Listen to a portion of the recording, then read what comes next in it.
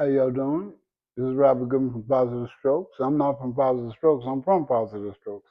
Staying clean, keeping Okay, it real. and that's Robert Goodman over there, and y'all know me, Empress Shey here, and Mr. Goodman. We decided to get together and have a discussion. Yes, we did. So we want to talk about this current event. This is a current event topic. We're talking about the snap cuts and the Republican proposal. And we're Americans. We need to talk about this. I'm sure everybody been really giving it a lot of thought. So what I did was I pulled some information, of course, and I wanted to know. I want to just talk, just have a conversation. So what it's about is the SNAP, which is Supplemental Nutrition Assistance Program. It's the largest anti hunger program in the United States, and it helps over 40 million low income individuals, including 1 in 5 children, and to afford groceries each month. That's what it's about. It's about affording your groceries. So we all know that. I just wanted to make sure, we all know what topic we are on. So the Republicans are proposing. This is what I wanted to know. What are they proposing? Because you hear so much. You hear a lot of gossip and different things. And I wanted to know, what are they proposing? So they are proposing, the House of Republicans are proposing, aligned with President Trump legislative agenda, have introduced sweeping reforms to SNAP as part of a broader budget cut and policy overhaul. These proposals are part of a reconciliation bill aiming to save up to $300 billion over the next decade. So they're trying to save $300 billion. Okay, that's their, seems like their main goal. The key proposal changes are work requirements, expansion, raising the age of mandatory work requirements for from 54 to 64 for able-bodied adults without dependents. Wow. Okay. And the state cost sharing. So that's going to shift part of the SNAP benefit cost to the states.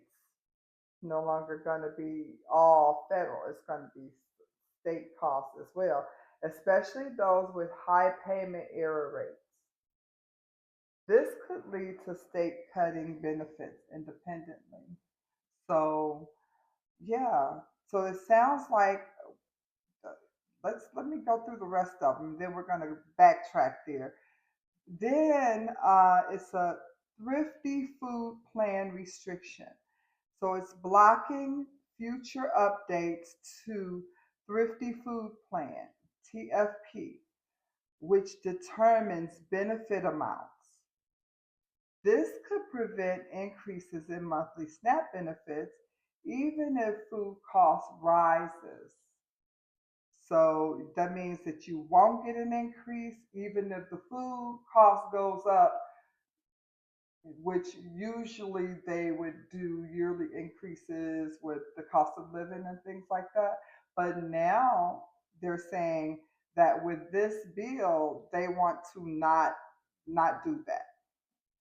And then there's the eligibility tightening, and that's a proposal including limiting benefits to the U.S. citizen and lawful permanent residents, and removing certain deductions like internet costs from shelter expense calculations.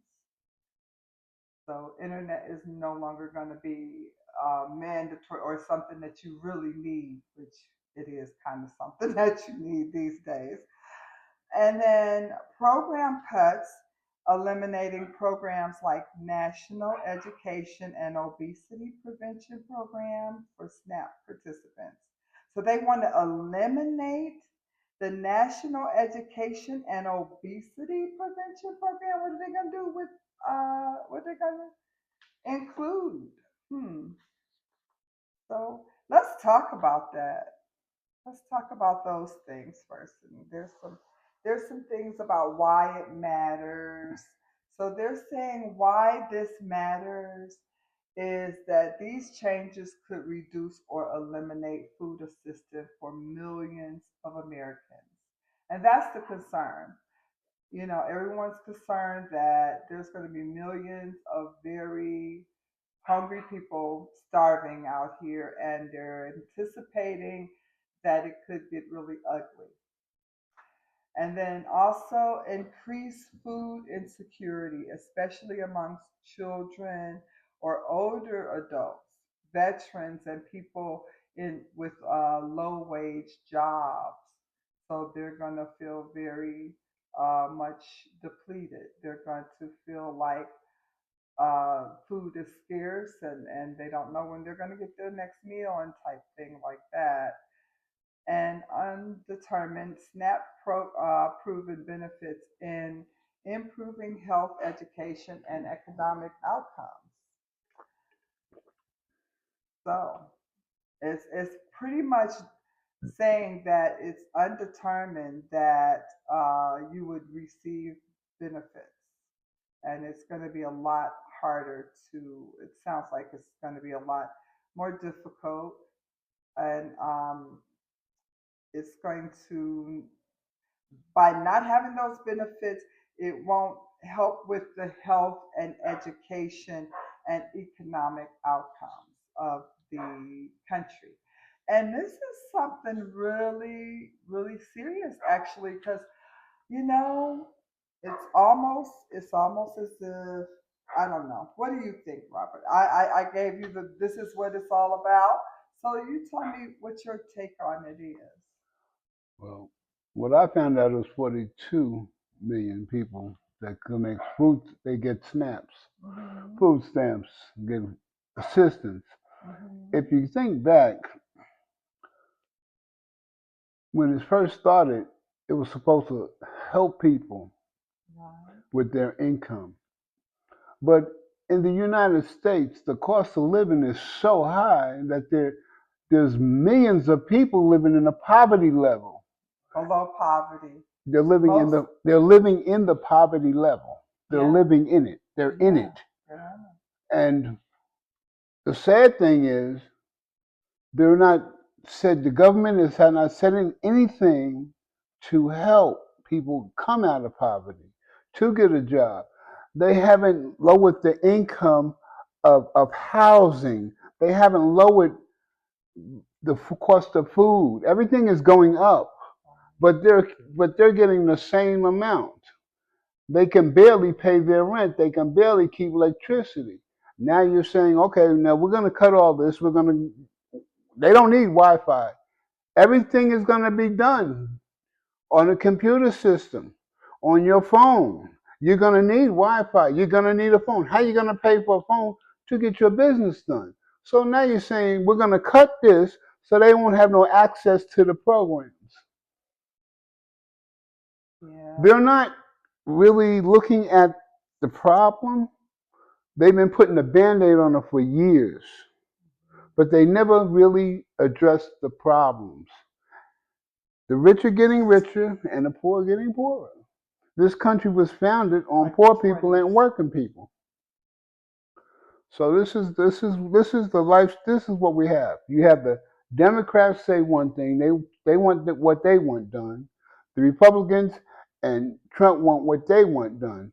And ain't nobody considering about the American people, the people that collect food stamps, the people that are on Section 8, the retirement people that get food stamps, the veterans that get fit, the disability, the children. They're not concerned about that. What they're concerned about is getting what they want done at the expense of Americans. And what can we do about it? Not too much of anything. We're in a catch-27. So the only thing that a person that's under these things, you better try to make some money, because if they cut it off in November, then you're gonna have to figure out. You're gonna have to make meals that are long lasting. They're not gonna be the right type of meals. They're just gonna keep food in your stomach so you won't be hungry. What about the children that got to go to school? They need a balanced meal. They need to be taken care of. You're taking that away. So you now you're putting our future generation in jeopardy. This is the future of our country. You're taking away the education. So who's going to be running the country when all these other people are gone? So I have to think about. So what they're doing is not right. They've been, if you go to other countries, if you've been in other countries, if you see how how the medical situation is in other countries, how the cost of living is so down because the other countries, how the price of food is so down in the other countries. But our inflation is to the roof, and our deficit keeps going up more and more and more. Well, Robert, is greed actually. That this country is probably the most greediest country in the on the earth. And not only are they the most greediest, but this is the most expensive place to live. One of the most expensive places to live is the United States. And the people don't reflect the money that it costs, the cost. Okay, so yes, you're right. You're right. And the thing is, but you know what? It put me the thing that I thought about, the what I thought about is I the black, the brown people, the red, the Indians. I mean, we all the people of color. Okay, okay. We have made it through some insurmountable situations and came out on top. And I truly believe in my heart, no matter what happens in this country, no matter what happens with all of this, we are going to be okay. We're going to be okay. I mean, when they threw out scraps, when they threw the scraps out into the garbage, the slaves went and and made a meal out of it. So I'm not saying that we're all going to be doing all those things, but we are creative. We are creative, and we have ingenuity. And I think that's what we have on our side. And regardless to this little fight that they're having back and forth, trying to figure it all out, we still have millions of people that are hanging in the balance. And I just want to say, a word of encouragement is that we can make it. We have made it through a lot harder things than this, and we can make it through this. And I truly believe that everything's going to work out just like it should. It's all working out like it should. So I mean, that's how I see it. I was like, you know, the, the gift that you got was you got notice ahead of time. Yeah. So that means that you have Prepare. options. You can prepare yourself for what's getting ready to happen. You know, and I'm gonna tell you something. The more this country goes the way it is, the more people are gonna leave that have money. So many have left already. People are leaving this country that have money. That will eventually upset the economy because that money is no longer here. No longer here. They're not getting no money out of it. The government's not making no money off of you. And they're going to other countries. Other countries are opening their borders saying, come on over. I see how they treating you, and the, what they're doing is going to the other countries, and other countries are loving Americans because of the simple fact you're bringing money and income to their country. You're bringing the internet system of making money on the internet. You're bringing all your activities and all your ideas and your wisdom and understanding of making money into that country, and that will make that country flourish. And what's going to happen is the United States is going to lose out, and just it's going to be just the poor and the Poor and rich the billionaires. and the rich. If they keep going like this, it's going to be the poor taking care of the rich. Mhm. And it's basically the way this country was made. This is the way this country started. And it seems like this is what they want to go back to. They want to go back to this type of lifestyle. Everything that's happening now seems like they want to go back to the 1800s.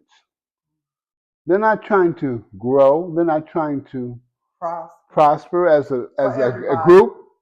They're not trying. They're not trying to take the poor people and lift them up. The homeless situation, until the noise was made in Arizona and it became a nationalized thing, then they started doing something about it.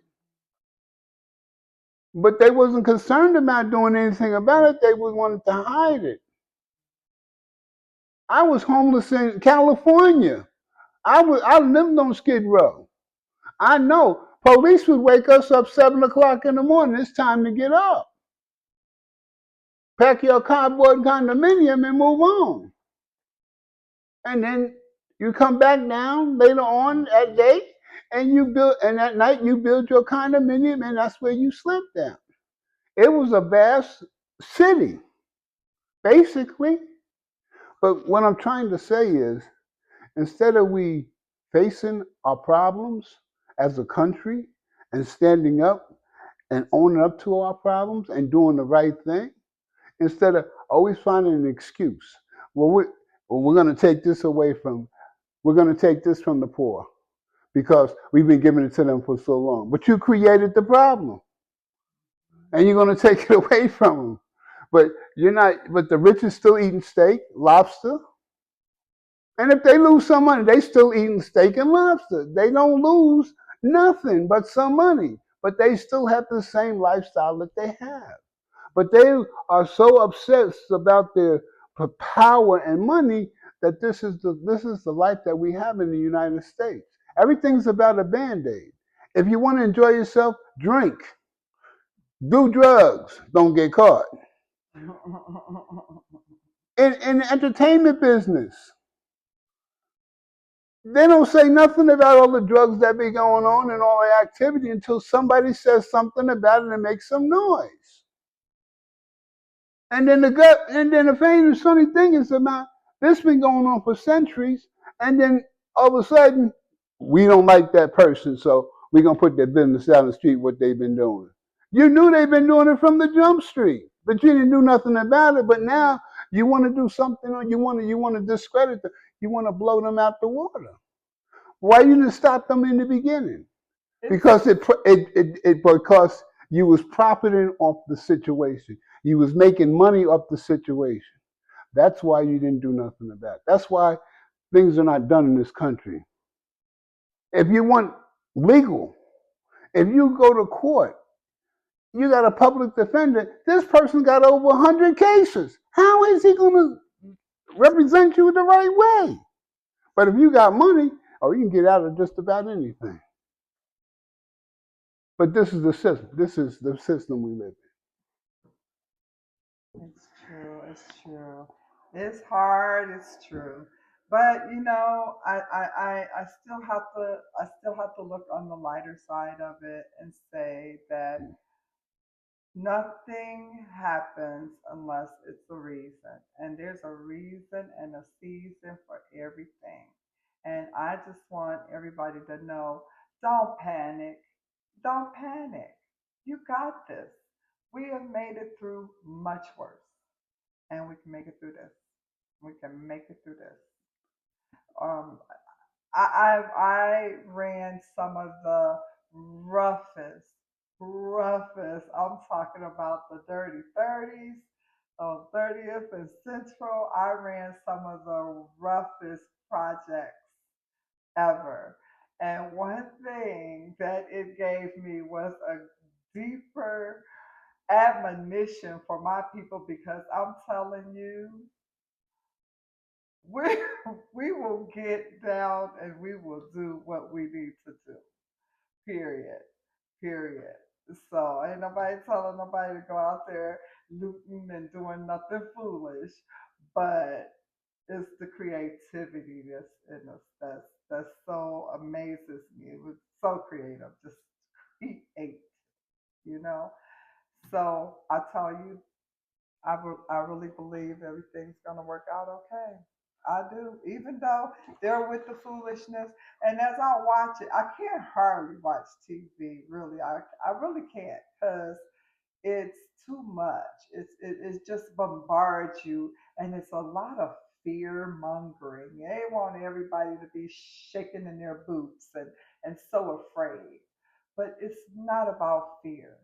It's even in the Bible, it says, "Stand still and see the works of the Lord." Stand still, be still, be still. You could be walking right through all kinds of chaos, and it don't touch you. It don't come nigh you, like the Bible says. And I truly believe that.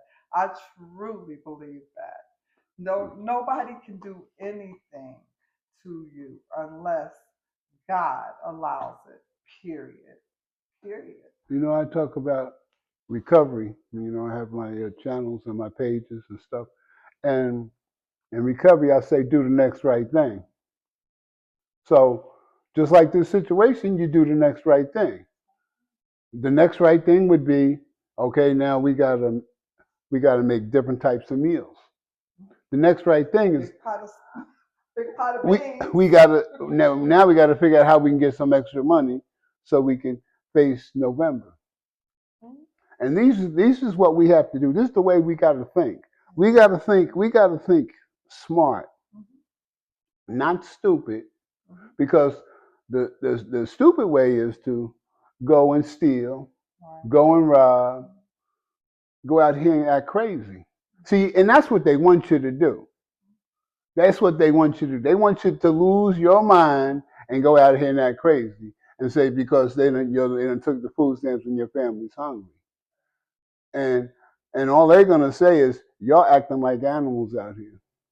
We're doing the best we can, you know. And they are wrong, I grant you. But for your family, you must do the next right thing. For yourself, you must do the next right thing. It's just like in recovery.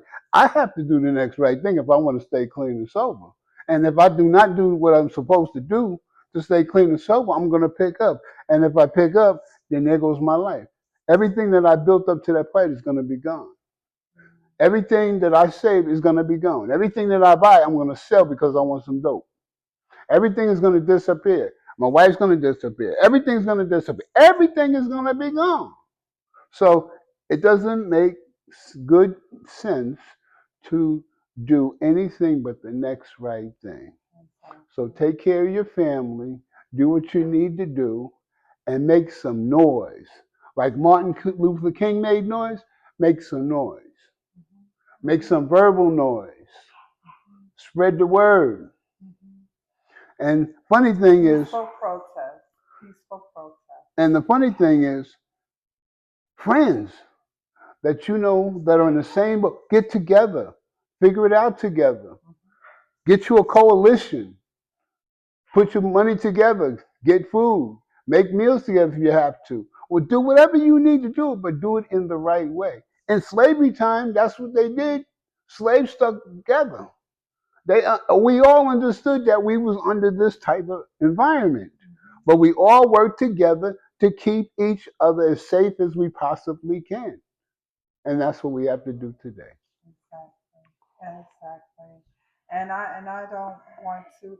I believe that there's going to be churches. I believe that there's going to be people. We're going to get out there and work with the people too and help out at the food pantries and make sure that the children don't feel any type of children should not be under any type of pressure. They should be playing, having fun, enjoying being a child. So really try one of the things that I was very mindful of doing when my children was growing up is not discussing adult conversations around them because they don't know how to process all of that. That's a lot. We deal with a lot as adults, and when children see adults stressing or it's not healthy for them. So we have to be mindful of the children and make sure that they're still enjoying their childhood. They don't need to know about all of this foolishness. Sometimes it gets sticky. And I know it gets hard. I know it gets hard, and energies get to move. I know how it goes, right? Whenever um, whenever energies get high, and intellect gets very low. Whenever that's what they say, even about the full moon, those energies are really high and charged energies. Sometimes intellect gets low. So we have to be very mindful, especially if we have young children in the home, to keep a peaceful demeanor. Let them know everything is good, they're taken care of.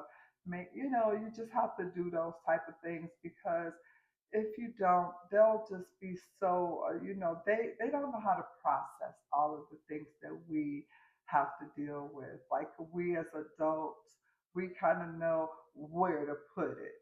They don't know. They don't know. They get a lot of insecurities and things like that. So we don't want that for the children. And we're gonna volunteer at some churches and help out as much as we can. And if you have the ability to do that, of course, do that. Do whatever you can. Like Robert says, form coalitions, get bonds. This is gonna pull the tribe together. This is gonna pull everyone together more. It should pull us together, not pull us apart, and it should keep us to where we are accountable to our brothers and sisters. Yeah, we just, if you know somebody that they short on food, bring them a meal. If everybody does that, then it'll help. We'll get through it. But everybody has to get involved. We can't depend on the government to do what needs to be done. We need to come together as a people. An American citizen from the United States and help another American citizen from the United States. If everybody helps somebody, we'll get through it. But if everybody fault blame and say somebody else should help, then it's going to get bad out here. And that's just the way it is. And the sad thing is that when a child sees that there's no food in the house, they know something's wrong. When they see their parents crying, upset, and daddy going crazy, and they want to go out and just take stuff because there's nothing there, he doesn't know what to do. These children see this. How are they going to look at the government then? Then you have children that have a negative attitude towards the government, towards the system. So as they grow up, they're not going to respect the system. So now you have more people that are going to go against the system that's going to break the law. And they're not, and see, that's what I say. Everything is a cause and effect. Cause and effect. Yeah. And there's nothing we can do about it. It's a cause and effect. So the only way to stop something like that is we all got to pitch in. Wow. Wow. That just made me think about that reading I did the other day when, yeah, everything happening right now is generational. Everything that's going on is touching another generation. It's a lot of change in the air. It's a lot of things going on that's changing the whole world. So we have to keep it together, and we have to know how to be still, and we have to know how to pray, and we have to know how to engage in positivity, at all times. Just trying to, like positive, just positive living, positive, you know, being positive is always going to win. Anything that is closer to the creator, which is good. God is good, right? So anything that is closer to positivity, to goodness, is going to win, because the thing is, I love the part, I love in the Bible when it says, I have never seen the righteous forsaken, nor his seed begging for bread. We don't beg for bread. We don't need it. Let them keep it. We, let's plant some fruit and vegetables in our yards and begin to be farmers. Whatever we need to do, we can do it as a people. We can do it. I believe it. I believe it. Well, it's been swell talking to y'all about it. This is Robert Goodman from Positive Stroke, staying clean. Yeah. I'm on TikTok too, and I have a passion about recovery. It doesn't matter whether it's addiction, overeating, sex, gambling, whatever.